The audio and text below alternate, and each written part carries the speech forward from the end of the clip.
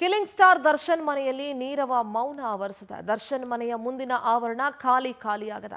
ದರ್ಶನ್ ಬಳಿ ಯಾವುದೇ ಅಭಿಮಾನಿಗಳು ಕೂಡ ಸುಳಿದಿಲ್ಲ. ಕಿಲಿಂಗ್ ಸ್ಟಾರ್ ದರ್ಶನ್ ಅವರ ಮನೆಯಲ್ಲಿ ನೀರವ ಮೌನ. ಒಂದ್ ಕಡೆ ಸುಪ್ರೀಂನಲ್ಲಿ ಏನು ಆದೇಶ ಬರುತ್ತೋ ಅನ್ನೋ ಕ್ಯೂರಿಯಾಸಿಟಿ. ದರ್ಶನ್ ಮನೆಯ ಮುಂದಿನ ಆವರಣ ಖಾಲಿಯಾಗಿದೆ. ಯಾವಾಗ್ಲೂ ಅಭಿಮಾನಿಗಳ ಗುಂಪಿನಿಂದ ಇರ್ತಾ ಇತ್ತು. ಇವತ್ತು ದರ್ಶನ್ ಮನೆಯ ಹತ್ರ ಯಾವುದೇ ಅಭಿಮಾನಿಗಳು ಸುಳಿದಿಲ್ಲ.